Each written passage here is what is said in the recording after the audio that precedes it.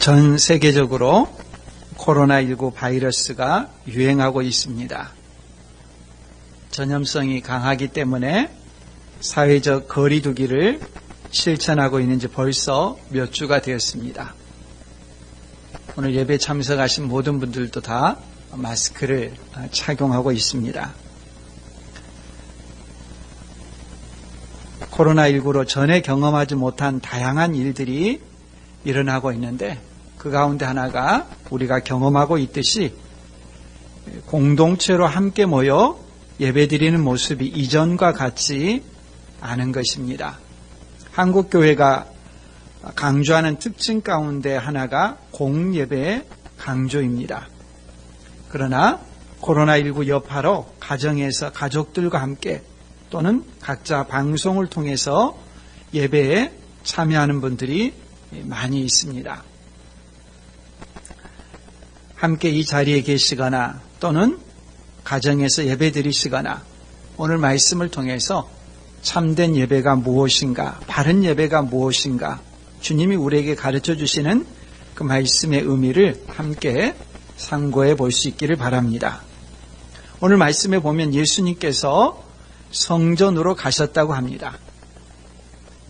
늘 활동하시던 갈릴리를 떠나서 6월절을 맞아 예루살렘으로 올라가신 것이죠. 율법에 따르면 6월절과 같은 절기에는 하나님께서 정하신 장소로 모이라고 했습니다. 예수님께서도 그 말씀에 따라 6월절에 예루살렘에 올라오셨고 성전에 가신 것입니다. 모이신 것이죠.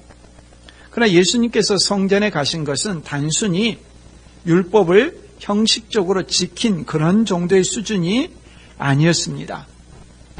오늘 말씀에 예수님께서 성전에서 행하신 일을 통해 우리가 알 수 있습니다. 예수님께서 성전에서 행하신 것은 사람들이 예상하는 것과 전혀 다른 모습이었습니다. 이스라엘 백성들에게 성전이란 이름만 들어도 가슴 벅차게 하는 그런 상징이었습니다. 예수님의 제자들도 성전에서 들어가고 나가고 하면서 이 성전의 웅장함에 대해서 자부심을 느꼈습니다. 6월절 주간 중에 일어난 내용 가운데 마가복음 13장 1절에 보면 예수께서 성전에서 나가실 때에 제자 중 하나가 이르되 선생님이여 보소서 이 돌들이 어떠하며 이 건물들이 어떠하니까. 너무 자랑스러워서 자기만 그렇게 자랑스럽게 생각하는 것이 아니라 예수님도 그럴 것이라고 생각하며 동의를 구하는 질문을 했죠. 이처럼 사람들에게 성전은 자부심이고 긍지이고 기쁨이고 말로 표현할 수 없는 감동이었습니다. 예수님의 제자들이 갈릴리에서 지내다가 예루살렘으로 올라갈 때는 이 성전을 볼 것이라고 하는 기대감도 있었던 것이죠. 그러나 성전에 대한 제자들의 기대와 반응, 그것과 달리 예수님은 성전에서 시위를 하셨습니다. 성전에서 장사하는 사람들 예수님께서 내쫓으신 것입니다. 간혹 어떤 분들은 성전에서 소요를 일으켰다라고 표현하기도 하지만 소요가 아니라 시위하는 것입니다. 소요라고 하는 것은 여러 사람이 모여 폭행, 협박, 파괴로 공공질서를 문란하게 하는 아주 강력한 활동을 소요라고 합니다. 예수님께서 성전에서 하신 행동은 성전에서 매매하는 일이 그 순간부터서 영구히 폐지되도록 하는 목적의 특단의 조치라고 하기는 어렵습니다. 만일 성전에서 매매하는 자들을 전부 다 내쫓으셨다면 일대 소란이 일어났을 것입니다. 즉시 로마 군인들이 개입하고 예수님을 체포했을 것입니다. 왜냐하면 이 성전 이방인의 뜰 북쪽에는 안토니아 요새라는 시설이 있어서 로마 군인들이 그곳에서 경계 근무를 섭니다. 조금이라도 소요가 일어나면 즉각 로마 군인들이 개입합니다. 사도행전에 보면 사도 바울이 성전에 있을 때에 소요가 일어났고 바로 로마 군인들이 개입했던 내용이 기록되어 있습니다. 예수님께서는 장사하는 사람들 전부 내쫓으면서 일대 소요를 일으키는 그런 것이 아니라 성전의 참된 의미가 무엇인가 하는 것을 가르쳐주기 위해서 일종의 시위를 하신 것이죠. 지난주 우리가 말씀을 통해 본 것처럼 예수님께서 예루살렘에 입성하실 때 나귀를 타고 새끼 나귀를 타고 들어오셨습니다.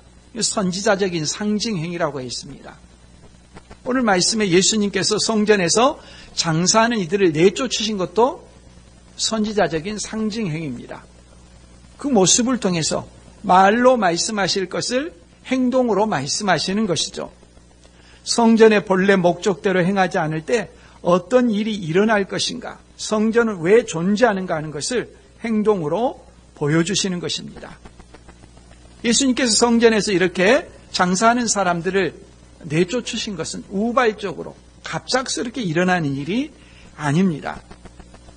예수님께서 예루살렘에 입성하시기 전에 예수님의 마음이 어떠했는가 하는 것을 보여주는 기록이 누가복음 19장에 나옵니다.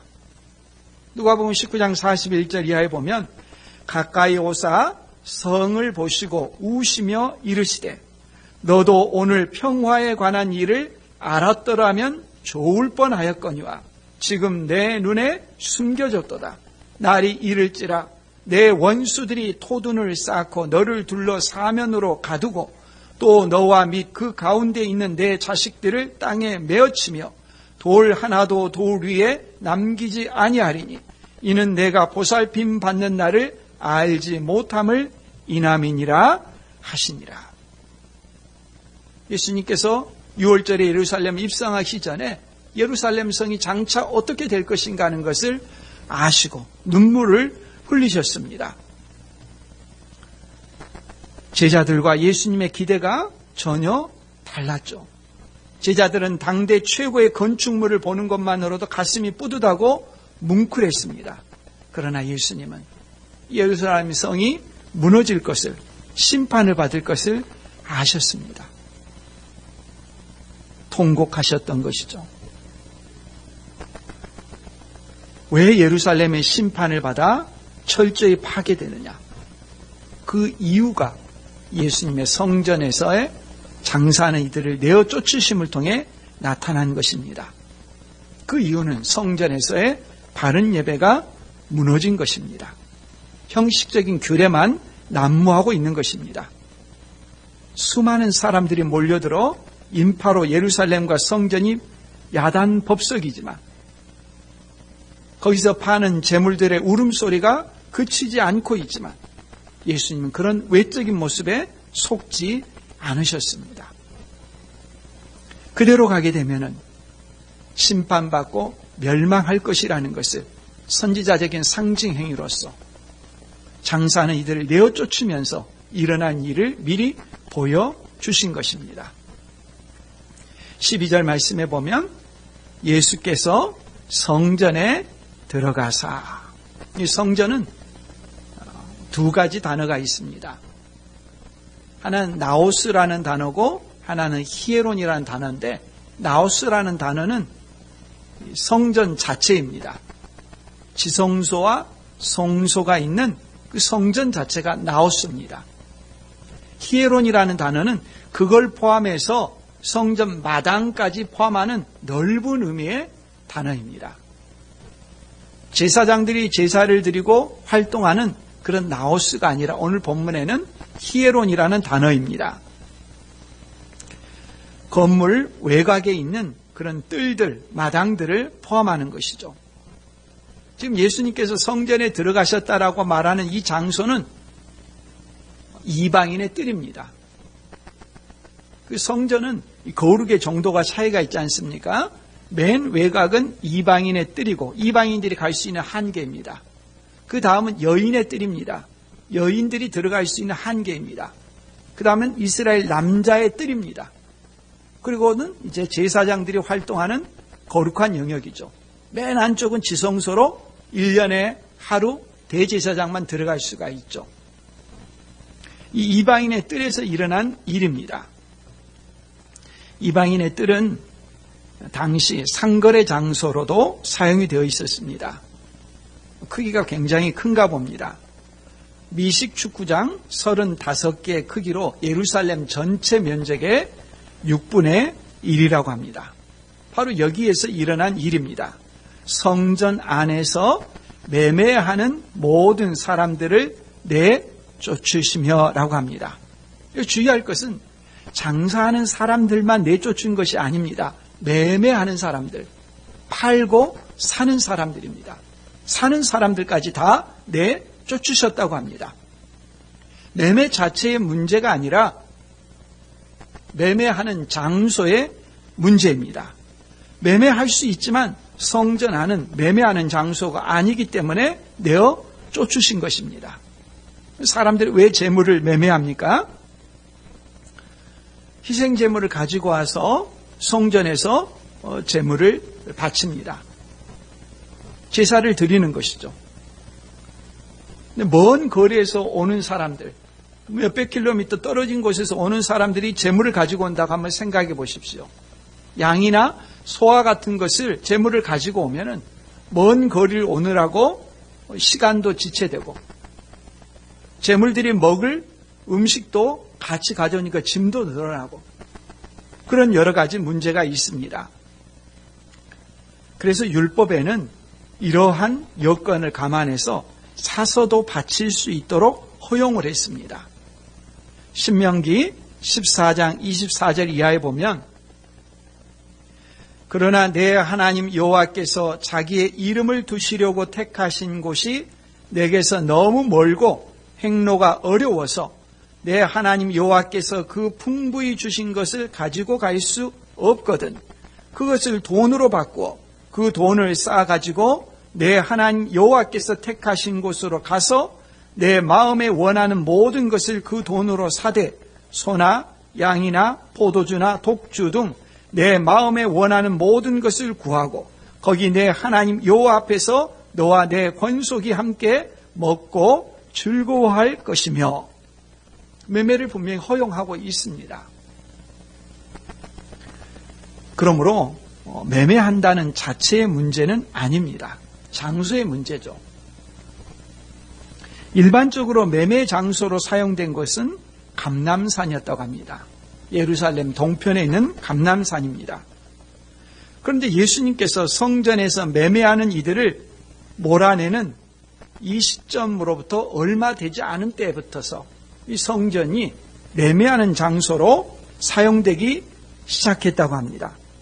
AD 30년경으로 추정합니다. 바로 그때거나 조금 더 직전, 얼마 되지 않은 것이죠. 당시 대제사장인 가야바가 이런 일을 시작했다고 합니다. 가야바가 그냥 허락했겠습니까?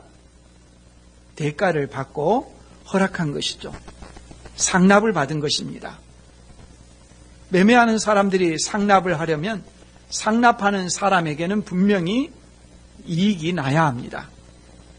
그러다 보니까 대제사장으로부터 장사하는 사람, 관리하는 사람, 연쇄적으로 불의와 부정이 행해졌겠죠.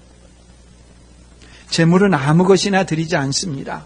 정해진 종류의 재물이 있고 흠이 없어야 됩니다.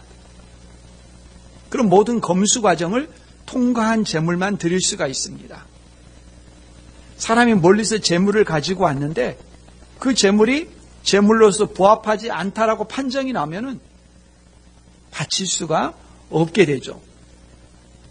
당국자가 이 과정에서 불의를 행할 수도 있는 것이죠. 사람이 가지고 온 것들은 흠이 있다고 이런저런 핑계를 대면서 거부하게 되면, 검사를 미루면, 주체하면 가지고 온 사람들, 고생하면서 가지고 온 사람은 바칠 수가 없게 되죠. 그럴 때 이미 검수 과정을 바친 재물들이 성전에서 매매되고 있으니까 그것을 사라, 유도하는 셈이 되겠죠. 백성들의 입장에서 제물로 통과되지 않을지 모르는 위험을 무릅쓰고 멀리서부터 희생제물을 가져오기보다 조금 더 돈을 주더라도 제물을 사는 방식을 택할 수밖에 없을 것입니다. 절기에 바치는 희생제물이 한두 마리가 아닙니다. 수만 마리입니다.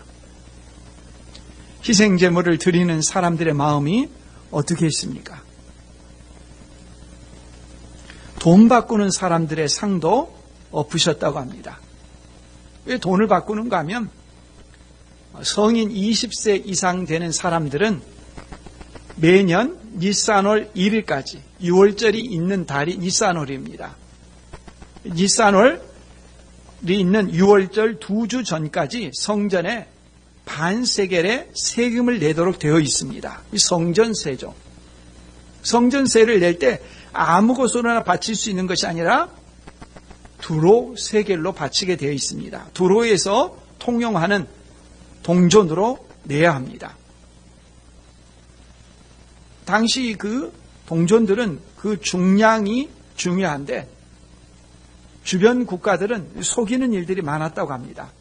다른 성분을 넣기도 하고 또 얼마 되지 않는 크기지만은 그것을 좀 갉아가지고 분량을 작게 만듭니다. 또 어떤 동전에는 이방 신들이 새겨져 있습니다. 그런 동전은 맞지 않고 두로 동전은 두로 사람들은 장사하는 일이 많았었고 그들은 신용이 있었고 그들이 만든 돈은 세겔의 분량이 정확했다고 합니다. 그래서 이 두로 동전으로 바꾸는 일들을 성전에서 행했던 것입니다. 여기에도 부정이 개입됐습니다. 돈 바꿔주는 사람들이 환율을 조작했고 폭리를 취했습니다. 환율 그게 얼마 되겠느냐? 얼마 안 되는 것 같지만 모이면 큽니다. 이번 코로나19로 안전자산에 대한 사람들의 필요가 증대하면서 환율이 올랐습니다. 평소에 환율에 관심이 없으면 별로 그 차이를 느끼지 못할 텐데 저도 이번 기회에 몇 권의 원서를 사려고 하면서 보니까 환율로 인한 값 차이가 상당히 큰 겁니다.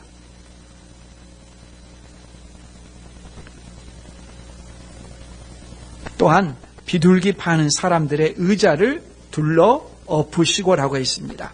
비둘기를 어떻게 하지 않고 비둘기 파는 사람들의 의자를 둘러 엎으셨다고 합니다.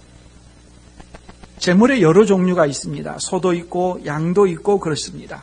비둘기는 가장 가난한 사람들이 드리는 제물입니다.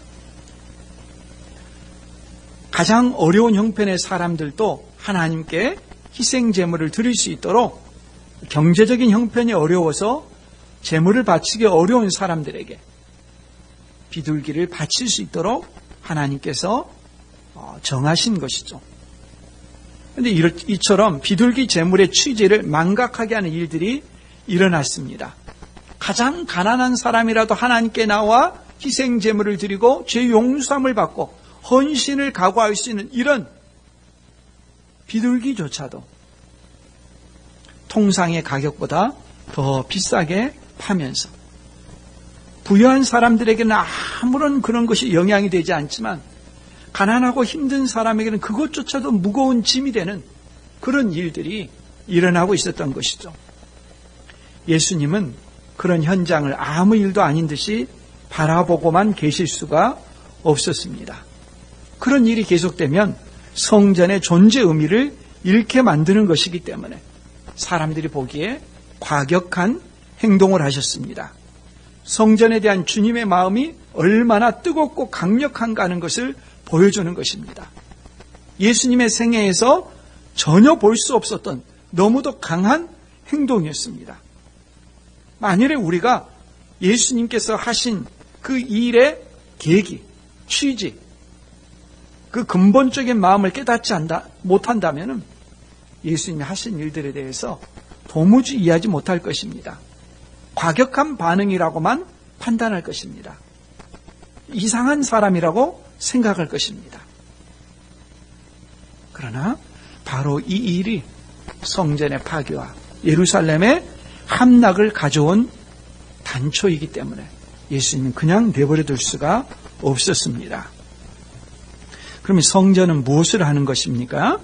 성전의 목적이 무엇입니까? 예수님께서는 구약 성경을 인용하면서 가르쳐 주십니다. 13절 말씀입니다. 그들에게 이르시되 기록된 바 내 집은 기도하는 집이라 일컬음을 받으리라 하였거늘 너희는 강도의 소굴을 만드는도다 하시니라. 성전의 바른 모습은 내 집은 기도하는 집이라 라고 하는 이사야서 말씀으로 성전의 잘못된 모습의 형태는 예레미야 7장에 강도의 소굴이라는 말씀으로 가르쳐 주십니다. 성전의 목적이 뭐냐? 내 집은 기도하는 집이다 라고 하십니다. 여기서 기도는 물론 기도만을 의미하지 않겠죠. 제유법입니다. 성전은 하나님께 예배 드리는 곳입니다. 기도하며 말씀을 묵상하며 하나님을 경외하는 마음으로 나아가는 곳이 성전입니다. 세상을 살아가면서 지치고 곤비한 마음으로 나올 때 그 사람이 위로를 받는 곳이 성전입니다. 뿐만 아니라 세상에서 불의한 자들이 형통하고 의인들이 고난받는 모습을 보면서 심각한 회의에 빠질 때 성전에 나와 주님께 부르짖고 답을 구하기도 합니다.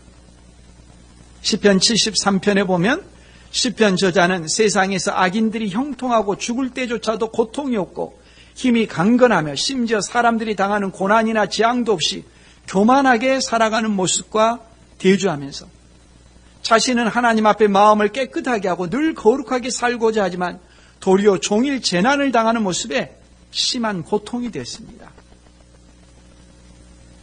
이 문제를 어떻게 해결할까 하다가 깨달음을 얻었습니다. 언제 얻었느냐? 어디서 얻었느냐? 시편 73편 16절 이하에 보면 내가 어쩌면 이를 알까 하여 생각한즉 그것이 내게 심한 고통이 되었더니 하나님의 성소에 들어갈 때에야 그들의 종말을 내가 깨달았나이다. 이 세상에서의 그 정의롭지 못한 모습 때문에 고통스러웠고 자신이 신앙을 갖는 이유에 대해서 하나님이 세상을 다스리는 가는 것에 대해서 하나님의 주권에 대해서 흔들리고 고통스러웠는데 성전에 들어가고서야 하나님의 임재 가운데 깨달음이 왔던 것입니다. 우리가 세상에서 세상의 가치관을 가지고 살아가면 세상 사람과 똑같아지기 쉽습니다. 같이 악랄하고 같이 속임수를 쓰고 같이 거짓말을 하고 같은 방식으로 살아가기 쉽습니다. 그러나 성전에 와서 하나님 앞에 예배 드리게 될 때 하나님의 말씀에 비추어서 하나님의 거룩한 성품에 비추어서 주권 대신 하나님 앞에서 자기 자신을 바로잡게 되는 것이죠. 그토록 소중한 곳이었기 때문에 다윗은 성전이 지어지기 전에도 하나님 앞에 이렇게 소원하는 기도를 드렸습니다. 시편 84편에 보면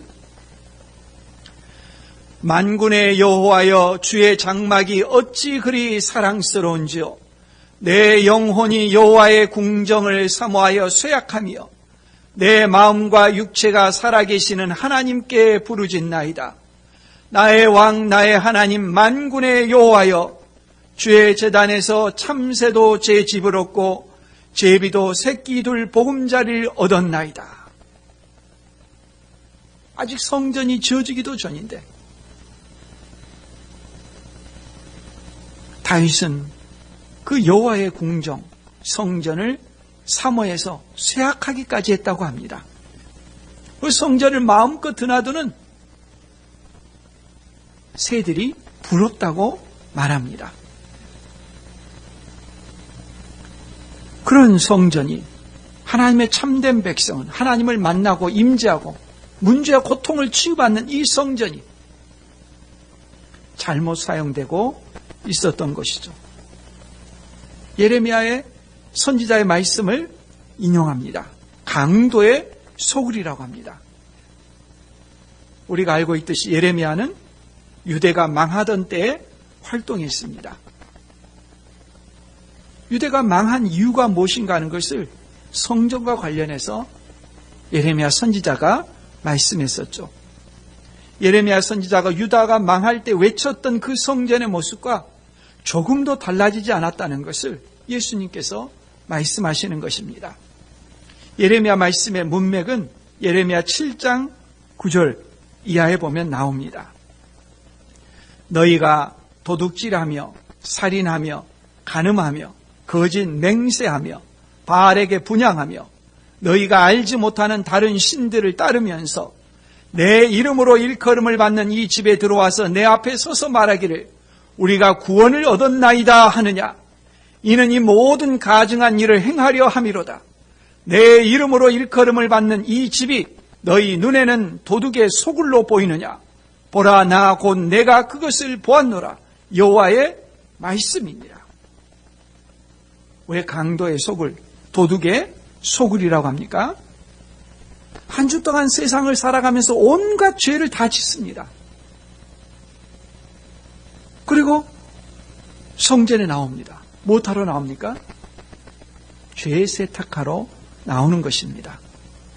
범죄자들이 돈을 세탁하듯이 한 주 동안 탐욕스럽게 살아가던 사람들이 성전에 나와가지고 희생제물을 바치면서 내가 희생제물을 바쳤으니까 내가 살아왔던 일상의 삶의 죄악은 다 씻음을 받았다고 자동화된 시스템인 것처럼 이렇게 종교 체계가 시스템이 작동하고 있었다는 것이죠. 예배를 형식화하고 예배의 참된 의미를 가리고 하나님과 거래하려는 것과 같았습니다. 그래서 예레미야 선지자는 도둑의 소굴, 강도의 소굴이라고 했습니다. 결국 유다는 망했죠.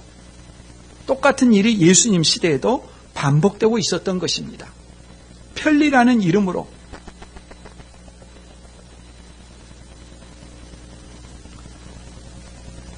예수님은 예배드림의 참 모습이 사라진 성전을 그대로 두실 수가 없었습니다. 수많은 사람들이 제물을 바치기 위해 성전을 방문하고 왁자지껄하였지만 그 규모와 외형에 속지 않으셨습니다. 주님은 중심을 아십니다. 예레미야 선지자의 때나 예수님께서 말씀하신 때가 오늘 우리 시대와 다르다고 할 수 있을까요? 예배는 한자풀이로 하자면 예를 다하여 경배하는 것입니다. 사람은 예배하는 존재로 지음을 받았습니다. 자기 자신을 예배하거나 하나님을 예배하거나 둘 가운데 하나입니다. 자신을 예배하는 사람은 하나님을 예배할 수 없습니다. 자기의 생명이 가장 중요한 사람은 하나님께 나아갈 수 없습니다. 형식적으로는 하나님께 나아가지만 참된 예배가 되기 어렵습니다. 바른 예배가 행해지는 참된 성전의 모습이 무엇인가? 14절에서 보여주십니다. 맹인과 저는 자들이 성전에서 예수께 나옴에 고쳐주시니 라고 말씀합니다. 공관복음서에서 또 마태복음에 나오는 예루살렘에서의 유일한 치유 기적입니다.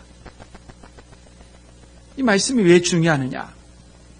예수님께서 맹인과 저는 자들을 성전에서 고치신 기적이 왜 중요하냐? 이 성전이 있는 산을 시온산이라고 합니다. 이 시온산을 처음 정복한 사람은 다윗 왕입니다. 그래서 시온산이라고 하고 다윗의 산이라고도 합니다. 다윗의 성이라고도 합니다. 원래 이 예루살렘을 차지하고 있던 원주민은 여부수 사람들입니다. 여부수 원주민들이 시온산을 차지하고 있을 때 이 성이 삼면이 다 계곡이어가지고 공격하기가 함락하기가 매우 어려운 구조였죠. 다윗이 이 성을 공격하려고 하니까 여부스 원주민들이 조롱했습니다. 네가 결코 이리로 들어오지 못하리라. 맹인과 다리 저는 자라도 너를 물리치리라. 조롱했습니다. 그때 다윗이 했던 말이 있습니다. 사무엘하 5장 8절 말씀에 보면 그날에 다윗이 이르기를 누구든지 여부스 사람을 치거든 물 깊는 데로 올라가서 다윗의 마음에 미워하는 다리 저는 사람과 맹인을 치라 하였으므로 속담이 되어 이르기를 맹인과 다리 저는 사람은 집에 들어오지 못하리라 하더라. 맹인과 다리 저는 사람에게 말한 저주였습니다. 맹인과 다리 저는 사람은 내 집에 들어오지 못하리라. 1000년이 넘는 시간 이상 저주의 말로, 속담으로 사람들이 자연스럽게 말했고 그 말에 가슴 맺힌 맹인들과 다리 저는 사람들이었습니다. 예수님께서 성전에서, 예루살렘 성전에서 복음서에 나오는, 마태복음에 나오는 유일한 치유의 기적, 맹인과 다리 저는 사람들을 고쳐주신 것입니다. 질병만 고쳐주신 것이 아니라 저주에서 풀어주신 것이죠. 하나님 나라의 백성으로 받아들여 주신 것이죠. 성전이 무엇을 하는 곳인가 하는 것을 보여주는 것입니다. 상처받고 저주받은 사람의 인생을 회복시켜 주시는 것입니다. 예수님께서 맹인과 다리 저는 자들을 고치시자 두 종류의 반응이 나왔습니다. 첫 번째는 어린이들이 보인 반응입니다. 호산나 다윗의 자손이요. 두 번째는 대제사장들과 서기관들의 반응입니다. 이들은 분노로 반응했습니다. 예수님께서 성전에서 매매하는 자들을 쫓아내시는 것에 대해서도 보고 들었는데 이것보다도 그들을 더 격노하게 하고 직접적인 반응을 보이게 한 것은 어린이들이 예수님께 호산나 다윗의 자손이여 노래하는 것을 들으면서도 예수님께서 막지 않으셨다고 분노한 것입니다. 예수님께 묻습니다. 그들이 하는 말을 듣느냐? 어린아이들이 예수님께 호산나 다윗의 자손이여 말하는 것을 듣고 있느냐? 이 말은 왜 제재하지 않느냐? 성전에서 매매하는 자들을 쫓아내신 것을 가지고 말하는 것이 아니라 어린이들이 하는 그 말만을 가지고 따집니다. 예수님 뭐라고 하십니까? 그렇다. 듣고 있다는 것입니다. 어린이들이 호산나 다윗의 자손이여 말하는 소리를 듣고 있다. 인정하십니다. 그러면서 16절에 예수께서 이르시되 그렇다. 어린 아기와 젖먹이들의 입에서 나오는 찬미를 온전하게 하셨나이다 함을 너희가 읽어본 일이 없느냐 하시고 시편 8편 말씀을 인용해서 답하십니다. 읽어본 일이 없느냐? 너희는 누구냐? 대제사장. 하는 가장 중요한 일이 무엇입니까? 율법을 가르치고 지키는 일입니다. 예배를 가르치는 종교 지도자들입니다. 율법에 대해서 가장 잘 아는 사람들이 이 일이 무슨 의미인가 하는 것을 알지 못하느냐? 성경을 읽어본 일이 없느냐? 어떻게 어린아이들이 젖먹이들의 입을 통해서 호산나 다윗의 자손이여 말하는데 율법에 정통한 너희는 도무지 모른단 말이냐? 마태복음 11장 25절에서 예수님께서 하신 말씀과 같죠. 그때 예수께서 대답하여 이르시되 천지의 주제이신 아버지여 이것을 지혜롭고 슬기 있는 자들에게는 숨기시고 어린아이들에게는 나타내심을 감사하나이다. 말씀한 것과 같습니다. 종교 지도자들은 무슨 일이 일어나고 그것이 어떤 의미가 있는가 하는 것을 도무지 깨닫지 못하고 있습니다. 17절 그들을 떠나 성 밖으로 베다니에 가서 거기서 유하시니라. 예루살렘 성의 성전에 가신 예수님께서 다시 성 밖으로 나가셨다고 합니다. 이 말씀은 단지 예수님께서 쉬기 위해서 베다니로 가셨다는 그런 말이 아닙니다. 그들을 떠나 이것이 핵심입니다. 성전이 철저하게 그 의미를 잃도록 앞장서서 행했던 대제사장과 종교 지도자들을 떠나셨다는 말씀입니다. 왜 성전이 무너지고 예루살렘 성이 함락되었느냐? 예배가 무너졌기 때문입니다. 성전에서 예수님의 모습은 평소의 모습과 너무도 다릅니다. 그 온유하고 자비로우신 예수님께서 이런 모습이 있었다는 사실 자체가 충격적입니다. 우리는 이 충격을 조금이라도 완화시키거나 부드럽게 하려는 모든 시도를 멈춰야 합니다. 예수님의 그 시각, 우리가 보기에는 과격해 보이는 그 모습을 우리가 회복해야 합니다. 되찾아야 합니다. 그래야 우리 자신과 교회가 살아나는 것입니다. 예수님은 오늘날에도 사역의 초점을 영혼이 아니라 경제적 이익에 둔다고 한다면 묵과하지 않으실 것입니다. 교회는 이익을 내는 곳이 아닙니다. 장사하는 곳이 아닙니다. 상처받고 지친 영혼들이 위로를 받는 곳입니다. 세상에서 실패했다고 낙심한 사람들이 주님의 함께 하심으로 다시 일어서는 용기를 얻는 곳입니다. 세상 어디서도 자신과 같이 낙오한 사람을 받아주지 않는다고 상처받은 심령들, 낙심한 심령들이 갈 수 있고 환영받는 유일한 곳이 성전이고 교회입니다. 죄의 결과로 찢어지고 망가지고 절망하는 사람들, 가정들이 예수님을 만나고 죄의 용서를 얻으며 새롭게 되는 곳이 교회입니다. 코로나19 바이러스로 사회적 거리두기를 시행하면서 함께 현장에서 예배드리지 못하고 있는 분들이 적지 않습니다. 정상적인 그리스도인이라면 당연히 왜 이런 일이 일어났을까 물어볼 것입니다. 왜 하나님께서는 자기 백성들이 함께 모여 예배드리는 그 자리를 흩어지게 하셨는가? 누구도 정확하게 대답을 줄 수는 없지만 오늘 말씀은 그 한 힌트를 우리에게 제공해 주고 있습니다.